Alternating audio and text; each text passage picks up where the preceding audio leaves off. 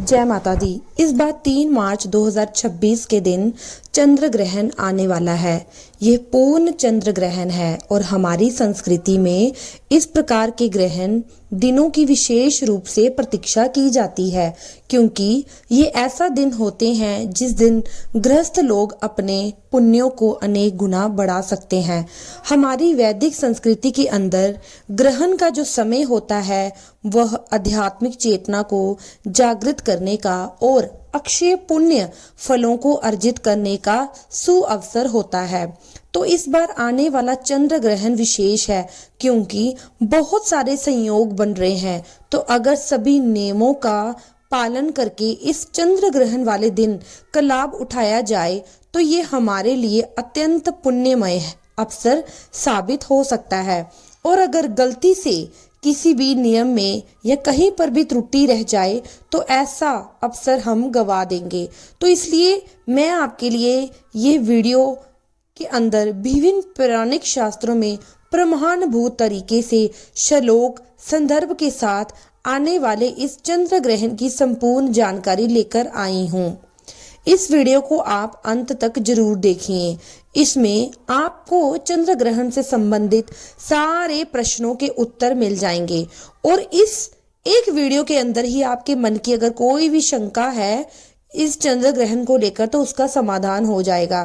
तो चलिए जान लेते हैं चंद्र ग्रहण के उपलक्ष्य में ये संपूर्ण वीडियो का हम श्रवण कर लेते हैं कि इस बार आने वाले चंद्र ग्रहण का पालन कैसे करना है, कब करना है, क्या क्या नियम रहेंगे। आज की वीडियो स्टार्ट करते हैं। क्या आप जानते हैं कि इस बार जो चंद्र ग्रहण लग रहा है यानी कि 3 मार्च को आने वाला चंद्र ग्रहण एक विशेष संयोग लेके आ रहा है और ऐसा संयोग जो दशकों में एक बार आता है। इस बार जो हो रहा है वो कुछ अलग है। एक तरफ पूर्ण चंद्र ग्रहण लग रहा है जिससे चंद्रमा रक्त वर्ण का हो जाएगा। दूसरी तरफ उसी दिन श्री चैतन्य महाप्रभु का प्रकटय दिवस यानी गौर पूर्णिमा का भी अवसर है। उस दिन शाम को होली दहन भी किया जाएगा और उसी दिन फाल्गुन मास की पूर्णिमा भी है जिस दिन सत्यनारायण भगवान की पूजा और उपवास तथा व्रत रखा जाता है। अब जरा सोचिए, एक ही दिन में ग्रहण, सूतक, व्रत, उत्सव और होलिका दहन ये सारे एक साथ कैसे कर पाएंगे। और सबसे महत्वपूर्ण बात ये कि ग्रहण काल में किया गया जप 1 लाख गुना अधिक फलदायी होता है, लेकिन अगर नियमों का पालन ना किया जाए तो संचित पुण्य कर्मों को भी वह नष्ट कर सकता है।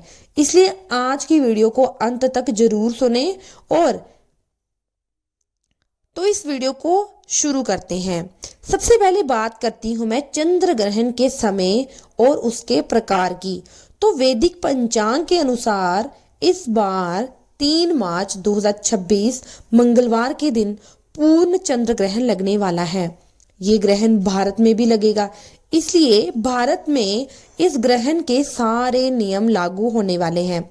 यह वर्ष 2026 का पहला चंद्र ग्रहण होगा और फाल्गुन पूर्णिमा तिथि पर लगने वाला है।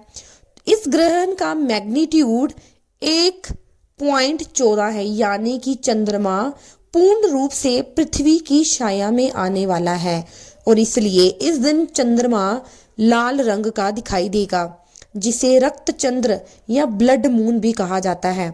चलिए अब देखते हैं कि भारत में इस ग्रहण का क्या समय होगा।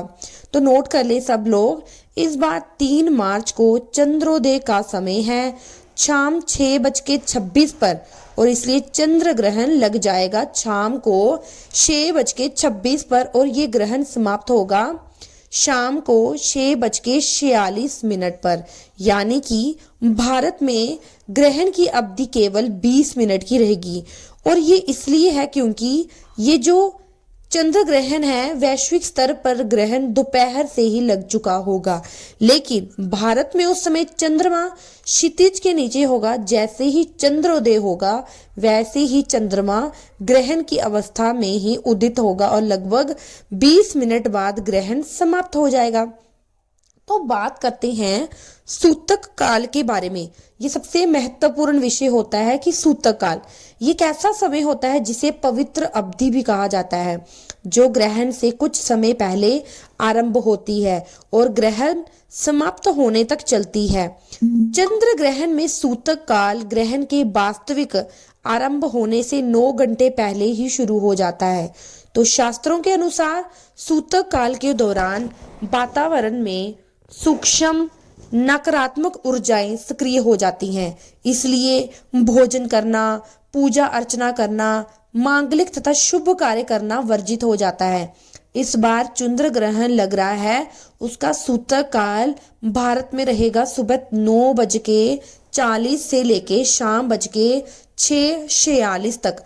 तो इस प्रकार सूतक काल की कुल अवधि हमें मिल रही है लगभग 9 घंटे 7 मिनट की।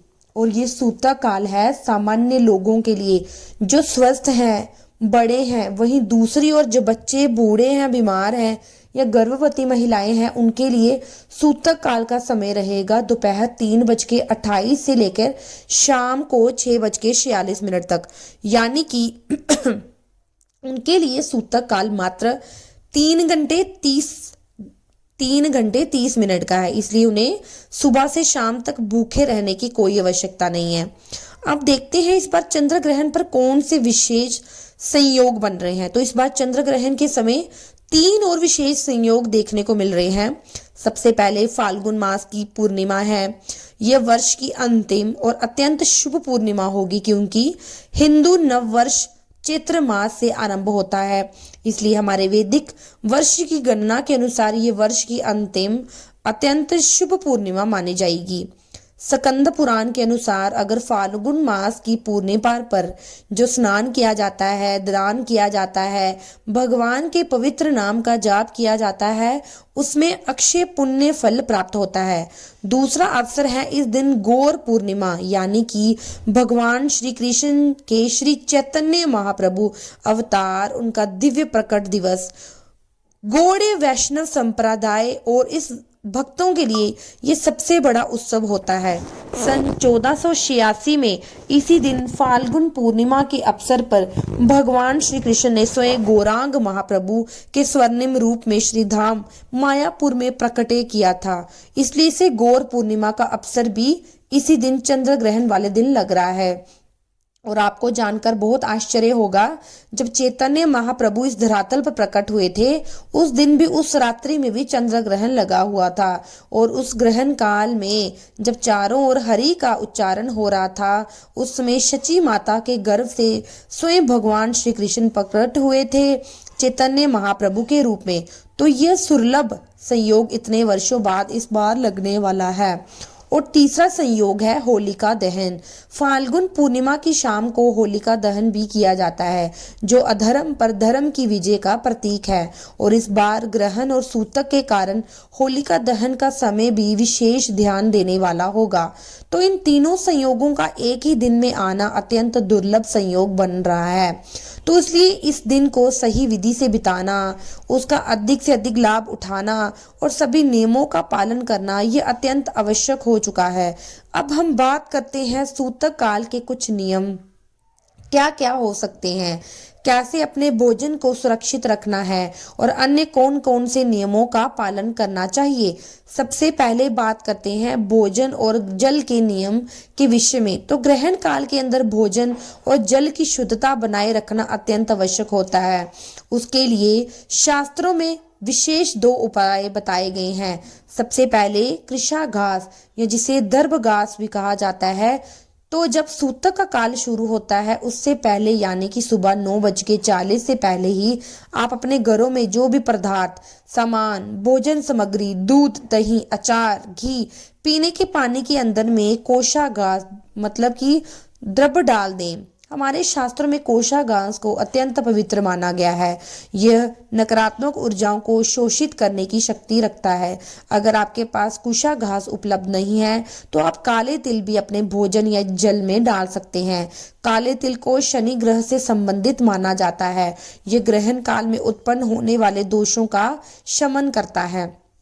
अगर आपके पास कुशागास या काले तिल भी उपलब्ध नहीं है तो आप तुलसी के पत्ते का उपयोग कर सकते हैं। आपकी रसोई में जो भी भोजन के पदार्थ हैं, फ्रिज है, पानी है, जो भी खाने पीने की सामग्री है, उसमें आप तुलसी पत्र रख सकते हैं। ये सारे उपाय आपको सूतक काल शुरू होने से पहले ही करने हैं, यानी सुबह 9:40 से पहले आपको अपने भोजन के जितने भी प्रकार आपके रसोई घर में विद्यमान है वहां आपको इन तीनों में से कोई भी उपाय जो है कर लेना है। ध्यान रखिए, ये उपाय मत उन भोजन पदार्थों के लिए है जो आपने पहले से बनाकर रखा है, और सूतक काल के दौरान किसी भी प्रकार का भोजन नहीं बनाया जाता है। जब हम आपको बता दें कि सूतक काल के जो नियम है उसमें भी कुछ अपवाद आते हैं। हमारे शास्त्रों में स्पष्ट रूप से वर्णन आता है कि सूतक काल के नियम सभी के लिए समान नहीं है। जो बच्चे हैं, वृद्ध व्यक्ति हैं, बीमार लोग हैं, या गर्भवती महिलाएं हैं, या स्तनपान कराने वाली माताएं हैं, उनके लिए शास्त्रों में छूट दी गई है। इसलिए उन सभी के लिए सूतक काल जो है वो थोड़े देर से आरंभ होगा। इस बार 3 मार्च को बच्चों के लिए, वृद्ध व्यक्तियों के लिए, बीमार लोगों के लिए, गर्भवती महिलाओं के लिए, माताओं के लिए सूतक काल दोपहर से आरंभ होगा, सुबह से नहीं। यानी कि दोपहर 3:28 से लेकर 6:46 तक लगभग 3.5 घंटे की अवधि सूते के नियमों का पालन करना होगा। इसका अर्थ है सभी लोग सुबह से दोपहर 3:28 तक सामान्य रूप से भोजन ले सकते हैं, पानी पी सकते हैं, अपनी दवाइयां ले सकते हैं। दोपहर में 3:28 के बाद ग्रहण समाप्ति तक इन्हें भी यथासंभव भोजन से परहेज करना चाहिए। लेकिन अगर बहुत ज्यादा शारीरिक आवश्यकता लग रही है तो भगवान का स्मरण करते हुए जल ही आवश्यक भोजन ले सकते हैं। लेकिन ज्यादा से ज्यादा प्रयास करें कि समय के दौरान, ग्रहण काल के दौरान कम से कम ये 3 घंटे की अवधि के दौरान किसी प्रकार का भोजन और जल लेने से बचें। अब देखिए, सूतक काल के विषय में और भोजन संबंधी एक और महत्वपूर्ण प्रश्न आता है कि इस बार जो चंद्र ग्रहण लग रहा है वो 3 मार्च को लग रहा है, और ये सामान्य वर्किंग डे है, यानी कि उस दिन हम ऑफिस जाएंगे, स्कूल, क्लासेस सब कुछ चलेगा। तो ऐसे में जो विद्यार्थी हैं जो बाहर यात्रा कर रहे हैं उनके लिए चंद्र ग्रहण के नियमों का पालन करना थोड़ा मुश्किल हो जा सकता है। तो उन्हें क्या करना चाहिए? तो जो लोग यात्रा कर रहे हैं, ऑफिस, स्कूल, कॉलेज, कहीं बाहर जा रहे हैं, उन्हें प्रयास करना चाहिए कि सुबह 9:40 से पहले भरपेट भोजन कर लें। अपने साथ जल रख सकते हैं, सूखा मेवा या कुछ फल रख लें, और संपूर्ण दिन के दौरान जितना अधिक से अधिक हो सके उतना सूतक के नियमों का पालन कर सकते हैं। अगर आप इस समय के दौरान सुबह बाहर जाकर घर में शाम को वापस आने वाले हैं तो आपका इतना ज्यादा परेशानी नहीं होगी। लेकिन अगर आप यात्रा कर रहे हैं तो पूरा दिन और आप बाहर रहने वाले हैं तो सूतक समाप्त होने के बाद आप अपने साथ थोड़ा सा गंगा जल रख लीजिए, और सूतक समाप्त होते ही अपने ऊपर गंगा जल की कुछ बूंदें छिड़क कर मानसिक स्नान कर सकते हैं, क्योंकि यात्रा में स्नान करना संभव नहीं हो पाता। उसके बाद आप जो भोजन लेकर आए थे अपने साथ में उसका स्वीकार कर सकते हैं, अनुकल्प प्रसाद ले सकते हैं, फलाहार ले सकते हैं। लेकिन जो भी आप भोजन अपने साथ लेकर आए तो उसमें एक बात का विशेष ध्यान रखें कि उसमें तुलसी पत्र हो या कुशागास हो या भगवान को अर्पित किया हुआ प्रसाद हो, वही आप अपने साथ रखें। उसमें काले तिल या कुशागास या तुलसी पत्र अवश्य डाल लें। उसी भोजन को आप सूतक काल और ग्रहण समाप्त होने के बाद लें। और अगर आप यात्रा में हैं तो अधिक से अधिक भगवान के पवित्र नामों का जाप करके समय बिताएं। अपनी चेतना को भगवान के ऊपर आध्यात्मिक कार्यों में संलग्न रखिए। तो भोजन से संबंधित एक और महत्वपूर्ण बात मैं आपको बताती हूँ। स्कंद पुराण में वर्णन आता है कि ग्रहण के अवसर पर दूसरे का अन्न खाने से 12 वर्षों का एकत्र किया हुआ सारा पुण्य नष्ट हो जाता है। जरा सोचिए, 12 वर्षों की तपस्या, जप, दान और साधना का सारा पुण्य एक क्षण में नष्ट हो सकता है। और अगर ग्रहण काल में किसी अन्य व्यक्ति का अन्न आपने खा लिया तो इसलिए ग्रहण काल में ना तो भोजन करना चाहिए, ना ही किसी दूसरे से भोजन लेना चाहिए, और ना किसी को देना चाहिए। तो इसलिए इस बार 3 मार्च को विशेष सावधानी रखें कि आप बाहर से किसी का भोजन ना लें। विशेषकर इस सूतक काल के दौरान ना तो बाहर में जाकर कहीं पर खाएं पिए और ना किसी को भोजन का दान दें। एक बात जो बहुत से लोग पूछते हैं कि क्या तुलसी पत्र डाला हुआ भोजन सूतक काल में खा सकते हैं, तो इसका उत्तर है जी नहीं। तुलसी पत्र जो है वो वास्तव में भोजन को सुरक्षित रखने के लिए, ग्रहण के प्रभाव से उस बने हुए भोजन को बचाने के लिए डाला जाता है, सूत्र के नियम तोड़ने के लिए नहीं। पद्म पुराण में तो यहाँ तक कहा गया है कि तुलसी की उपस्थिति जो है वह नकारात्मक ऊर्जा को दूर करती है, और इसलिए वैज्ञानिक रूप से देखा जाए तो भोजन में तुलसी पत्र रखना एक सुरक्षित उपाय माना जाता है। लेकिन जो स्वस्थ व्यक्ति हैं, बड़े हैं या फिर सक्षम हैं, जो उपवास का पालन कर सकते हैं, उन्हें सूतक काल में तुलसी पत्र डाला हुआ भोजन भी नहीं खाना चाहिए। ग्रहण जब समाप्त हो जाता है, स्नान करने के बाद ही भोजन ग्रहण कर सकते हैं। इसलिए स्वस्थ व्यक्ति प्रयास करें कि सूतक काल में जल भी ना पिए। लेकिन अगर आपको बहुत ज़्यादा आवश्यकता लग रही है पानी पीने की, तो आप भगवान का नाम उच्चारण करते हुए जल ले सकते हैं, लेकिन प्रयास करके भोजन ना ले। चलिए बात करते हैं इस चंद्र ग्रहण के अंदर हमारी आध्यात्मिक साधना कैसी होनी चाहिए। इस समय में कोई सिद्धि प्राप्त कर सकते हैं हम कैसे अपनी आध्यात्मिक ऊर्जा को एकदम से बढ़ा सकते हैं इस चंद्र ग्रहण के दौरान। तो देखिए, ग्रहण काल को शास्त्रों में सबसे ज्यादा शक्तिशाली आध्यात्मिक समय बताया है। इस समय हमारे महर्षि, ऋषि, साधु, संत, विशेषग्रस्त लोग लंबे समय से प्रतीक्षा कर रहे होते हैं इस दिनों की, क्योंकि इस दिन हम जो लोग पुण्य कर्म करते हैं, भगवान का नाम का जाप करते हैं, ध्यान करते हैं, धन करते हैं, तो ये सारे पुण्य जो हमारे काम होते हैं वो ग्रहण के समय ही किए जाते हैं, क्योंकि इसका फल जो है 1 लाख गुना अधिक हमें प्राप्त होता है। और अगर गंगा जल पास में है तो चंद्र ग्रहण में 1 करोड़ गुना अधिक फल मिलेगा। कितना अद्भुत अवसर है ना ये। इसलिए इस ग्रहण के काल के अंदर सोने के लिए मना किया जाता है और किसी भी प्रकार का टाइम वेस्ट करने के लिए भी मना किया जाता है।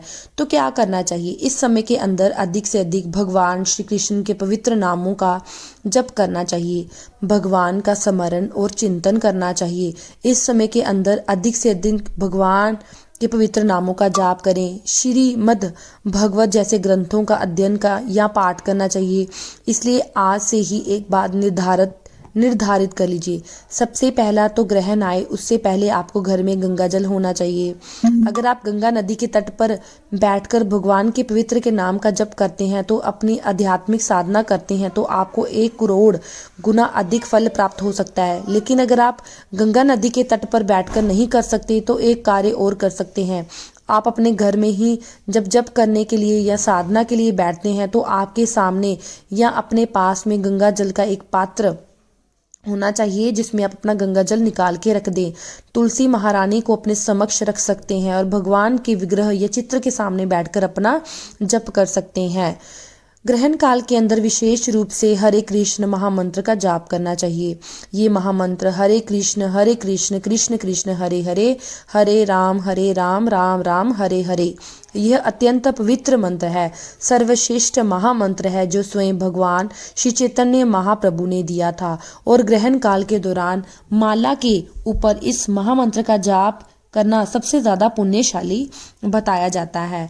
इसके अलावा आप ओम नमो भगवते वासुदेवाय नमः का जाप कर सकते हैं। इसके उपरांत आप विष्णु सहस्त्र नाम का पाठ कर सकते हैं, भगवत गीता का संपूर्ण पाठ कर सकते हैं, महामृत्युंजय मंत्र का उच्चारण कर सकते हैं, गायत्री मंत्र बोल सकते हैं या फिर नरसिम्हा कवच का पाठ भी कर सकते हैं। ग्रहण काल के दौरान ये सारे मंत्र और पाठ सहस्त्र गुना अधिक फलदायी बन जाते हैं, इसलिए इस अवसर को व्यर्थ मत कीजिए। आइए बात करते हैं ग्रहण काल में देने वाले दान के विषय के बारे में। ग्रहण काल में दान का विशेष महत्व बताया है।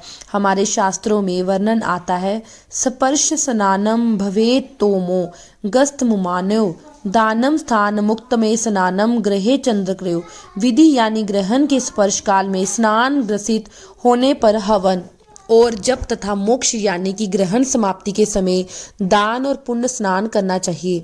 इसी प्रकार एक और ग्रंथ में वर्णन आता है, स्नानम दानम तप श्राद्धम अनंतम राहु दर्शने, यानी कि राहु दर्शन ग्रहण काल में स्नान, दान, तप और श्राद्ध का फल अनंत गुना होता है।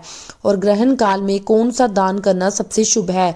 अब ये समझते हैं कि ग्रहण काल के दौरान आप विभिन्न प्रकार के दान दे सकते हैं, जैसे गायों के लिए दान दे देना, पक्षियों के लिए अन्न देना, फल देना, जल देना, जरूरतमंदों को वस्त्र, शाता, धन इत्यादि का दान करना। और इस बार चंद्र ग्रहण है और कहा जाता है कि चंद्र का रंग श्वेत है, इसलिए सफेद वस्तुओं का दान विशेष रूप से शुभ माना जाता है, जैसे चावल, चीनी, दूध, सफेद वस्त्र, चांदी या मोती। महाभारत के नीति शास्त्रों में वर्णन आता है कि दान से स्वर्ग प्राप्त होता है, दान से सुख प्राप्त होता है। इस लोक और परलोक दोनों में दान से मनुष्य पूज्य बनता है और ग्रहण काल में अवश्य दान देना चाहिए। आप अपनी क्षमता के अनुसार अपने पूर्वजों के लिए दान दे सकते हैं, भगवान की सेवा के लिए दान दे सकते हैं और ग्रहण काल के दौरान दिया गया दान मनुष्य के करोड़ गुना अधिक फल जो है प्रदान करता है। इसलिए इस ग्रहण के अंदर आप वैदिक संस्कृति के प्रचार कार्य करने के लिए दान दे सकते हैं। आसपास आपकी अगर कोई वैदिक संस्कृति केंद्र या फिर मंदिर को सशक्त बनाने के लिए दान दे सकते हैं, लेकिन कहीं पर भी अपनी क्षमता से थोड़ा अधिक दान दीजिए। लोगों में ऐसी मान्यता पाई जाती है कि दान हमें सिर्फ थोड़ा सा ही देना होता है, लेकिन वास्तव में ये विचार उल्टा है। जितना अधिक हम दान भगवान की सेवा के लिए देते हैं, उतनी ही अधिक लक्ष्मी देवी हम पर प्रसन्न होती है। इसलिए ग्रहण काल के दौरान दान देना सबसे महत्वपूर्ण माना जाता है। अब बात करते हैं श्राद्ध और तर्पण के बारे में। तो ग्रहण काल के अंदर पितृ तर्पण और श्राद्ध करने का अत्यंत विशेष महत्व है। ये बात बहुत कम लोग जानते हैं। शास्त्रों में बताया गया है कि ग्रहण काल में किया गया तर्पण संपूर्ण पृथ्वी के दान के समान फलदायी होता है। तो अपने पूर्वजों के लिए इस समय के दौरान तर्पण, श्राद्ध इत्यादि कार्य भी किया जा सकता है। और तर्पण करने की बहुत सरल विधि है। जब ग्रहण समाप्त होता है तो स्नान करके दक्षिण दिशा की ओर मुख करके कुछ तिल और जल लेकर अपने पितरों का स्मरण करते हुए तर्पण करना चाहिए। अगर गंगा जल उपलब्ध है तो उसे भी जल में मिला सकते हैं। इससे पितृ दोष का भी शमन हो जाता है, पितरों को अक्षय तृप्ति प्राप्त होती है। इसलिए इस ग्रहण के अवसर को व्यर्थ मत जाने दीजिए। दान, जप और तर्पण ये तीनों कार्य इस ग्रहण काल में अवश्य कीजिएगा। अब हम बात करते हैं जब ग्रहण समाप्त हो जाए तो क्या करना चाहिए, कैसा अपना और घर का शुद्धिकरण करें और किस प्रकार स्नान और शुद्धिकरण के माध्यम से अपनी बाकी पूजा अर्चना आरंभ करें। तो ग्रहण काल में स्नान का विशेष महत्व है। हमारे ग्रंथों के अनुसार ग्रहण के स्पर्श काल में स्नान और ग्रहण समाप्ति पर पुनर्स्नान करना चाहिए। और स्नान के 3 नियम हैं। ग्रहण शुरू होने से पहले और बाद में दोनों बार स्नान करना चाहिए। सूतकाल शुरू होने से पहले एक बार स्नान करें। ग्रहण समाप्त होने के बाद यानी शाम को 6:46 के बाद फिर से स्नान करें। ग्रहण के बाद का स्नान मोक्ष स्नान कहा जाता है और ये सबसे महत्वपूर्ण है। स्नान के लिए सबसे महत्वपूर्ण है कि आप गंगा जल का उपयोग करें। अगर आप पवित्र गंगा नदी में जाकर स्नान कर सकते हैं, इससे अच्छा और शुभ कार्य कोई नहीं। लेकिन अगर ये संभव ना हो पाए तो अपने स्नान के जल में गंगा जल की कुछ बूंदें मिला दें और इस मंत्र का उच्चारण करें। गंगेश यमुने शिव गोदावरी सरस्वती नर्मदे सिंधु कावेरी जलस्मिन् सन्निधि कुरु। यानी कि हम उस जल के अंदर सभी पवित्र नदियों का आवाहन करते हुए उन्हें आमंत्रित करते हैं और मानसिक रूप से उन सभी पवित्र नदियों में स्नान करते हैं। शास्त्रों में ग्रहण स्नान के जल की श्रेष्ठता का क्रम इस प्रकार से बताया गया है। ग्रहण काल के अंदर सबसे अच्छा होता है समुद्र का जल। अगर समुद्र में जाकर स्नान कर सकते हैं तो ये सबसे श्रेष्ठ है। दूसरे नंबर पर आता है गंगा जल, यानी कि गंगा नदी में किया गया स्नान, गंगा जल से किया हुआ स्नान। उसके बाद तीसरे नंबर पर आता है किसी भी नदी का जल। अगर आप किसी भी नदी में जाकर स्नान कर सकते हैं तो ये भी ग्रहण काल में बहुत अच्छा माना जाता है। या सरोवर का जल, फिर बहता हुआ जल अंत में आता है, स्वयं निकाला हुआ जल। अगर इनमें से कुछ भी उपलब्ध ना हो तो घर में ही गंगा जल मिलाकर स्नान किया जा सकता है।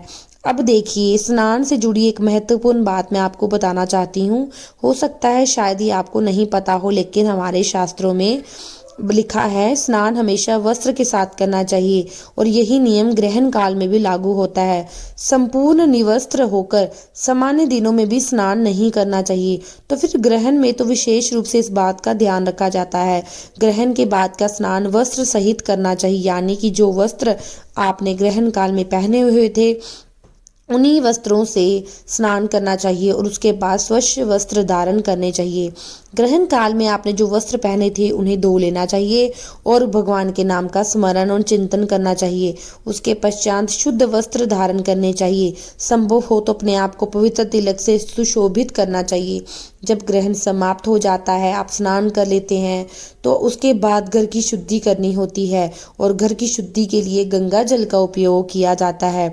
अपने संपूर्ण घर में और रसोई घर में जहाँ जहाँ भी कुछा घास, तुलसी पत्र, काले तिल इत्यादि आदि सारी चीजें रखी गई थी, उनको सबको हटाकर अब संपूर्ण घर में रसोई में गंगा जल का अच्छे से छिड़काव करना चाहिए। अगर गंगा जल उपलब्ध नहीं है तो गौमूत्र का छिड़काव भी पवित्र माना जाता है। अगर आपके लिए ये संभव ना हो पाए तो आप घर की सफाई कर सकते हैं। साफ सफाई जो सामान्य रूटीन में शामिल होती है।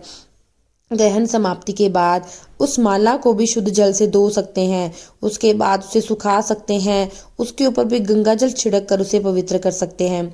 आपने जिस आसन पर बैठकर अपने आप को ग्रहण काल में जप या ध्यान किया है, उस आसन को भी ध्यान धो लेना चाहिए। हो सके तो अपने पूजा स्थल को भी धो दें, उस मंदिर की जगह को भी धो दें। गंगा जल या तुलसी के जल में मंदिर और घर में छिड़काव करना चाहिए। ऐसा करने से ग्रहण काल की बाकी बची हुई जितनी भी नकारात्मक ऊर्जाएं होती हैं वे दूर हो जाती हैं। अब बात करते हैं ग्रहण काल में कुछ विशेष नियम, ऐसी वस्तुएं हैं जिसे हमें दृढ़ता से पालन करना चाहिए। तो क्या करना चाहिए? सबसे पहले ग्रहण काल में हमें सोना नहीं है। सोना ग्रहण काल में वर्जित माना गया है। ग्रहण काल में किसी को भी निद्रावस्था में नहीं जाना चाहिए, मतलब उसको सोना नहीं चाहिए। भगवत में इसका उल्लेख किया गया है कि अधिक से अधिक जागकर जप ध्यान करना चाहिए। लेकिन अगर आप शारीरिक आवश्यकता हो तो आप सो सकते हैं। उस समय बाल नहीं धोने चाहिए। बच्चों के लिए, वृद्ध लोगों के लिए, गर्भवती महिलाओं के लिए इस नियम का पालन करना इतना आवश्यक नहीं है, लेकिन सभी के लिए ये 20 मिनट का समय जो है वो कम से कम माना गया है। इसलिए प्रयास करें, इस नियम का पालन करें। ग्रहण काल में किसी भी प्रकार के तुलसी या किसी भी पौधे के पत्ते को नहीं तोड़ना चाहिए। इवन उस समय तो फूल तोड़ना भी वर्जित है। इस समय गीले बालों को या गीले कपड़ों को निचोड़ा भी नहीं जाता। इस समय कोई भी शुभ कार्य नहीं किया जाता। सूतक काल में कोई भी नया कार्य आरंभ नहीं करता, जैसे विवाह, गृह प्रवेश, व्यापार, शुभ आरंभ, मुंडन, नामकरण जैसे संस्कार इस दिन वर्जित बताए गए हैं। तो आप कोई भी कार्य इस दिन चंद्र ग्रहण वाले दिन ना रखें। गर्भवती महिलाओं के लिए कुछ विशेष नियम है, उन्हें विशेष रूप से सावधानी रखनी है जो आपकी शिशु की सुरक्षा के लिए आवश्यक है। जैसे ग्रहण काल में सुई, कैंची, चाकू, लोहे की कोई भी वस्तु छूने से बचना चाहिए। ऐसा कहा जाता है इससे गर्भस्थ शिशु पर प्रतिकूल नकारात्मक प्रभाव पड़ता है। ताला लगाना, ताला खोलना, दरवाजों को बार बार बंद करना या खोलना, ये सारे कार्य भी नहीं करने चाहिए। कपड़े सिलना, सब्जियां काटना, ये गर्भवती माताओं के लिए ग्रहण काल में वर्जित माना गया है। अब देखिए, गर्भवती माता जो होती है उनका स्वास्थ्य सबसे पहले आता है और ये हमारी बहुत जिम्मेदारी और प्राथमिकता होती है। इसे सूतक काल दोपहर 3 से 28 से ही आरंभ होता है और शाम को 6:46 तक रहेगा। उन्हें सुबह से भूखा रहने की कोई आवश्यकता नहीं है। सुबह वे सामान्य रूप से भोजन करें, अपनी दवाइयां लें, पर जो ग्रहण काल की 20 मिनट की अवधि है उसी में उन्हें आगे बताई गई सावधानी रखनी है। अगर कोई भी शारीरिक असुविधा हो तो बिना किसी संकोच के अपनी आवश्यकताओं का ध्यान रखना सबसे पहले जरूरी है। शास्त्रों में कभी भी हमारी गर्भवती माता या शिशु को कष्ट देने की बात नहीं कही जाती है। इसलिए आप अपनी प्रैक्टिकल सिचुएशन को ध्यान में रखते हुए इन सभी नियमों का पालन कीजिए। अब बात करते हैं एक बहुत बड़े और महत्वपूर्ण प्रश्न के बारे में कि ग्रहण काल के दौरान क्या हम ठाकुर जी की सेवा कैसे कर सकते हैं। तो देखिए, भगवान की सेवा पूजा नहीं की जाती है, इसलिए आप देखेंगे कि ग्रहण काल के दौरान क्या होता है, मंदिरों के पट जो है वो हमेशा बंद होते हैं, द्वारों को बंद किया जाता है। इसलिए इस समय हम ठाकुर किसी भी प्रकार की मूर्ति पूजा, आरती, अभिषेक, भोग लगाना ये नहीं कर सकते हैं। तो अगर आपको मेरी ये वीडियो पसंद आती है, मेरे चैनल को लाइक, शेयर और जब सब्सक्राइब जरूर कीजिएगा। तो शाम को 6:46 पर जो हमारा ग्रहण काल है वो समाप्त हो जाएगा। इस बार ग्रहण काल पूरे 9 घंटे 7 मिनट का रहने वाला है। अगर आपको वीडियो पसंद आती है, मेरे चैनल को लाइक, शेयर और सब्सक्राइब करना ना भूलें। जय माता दी।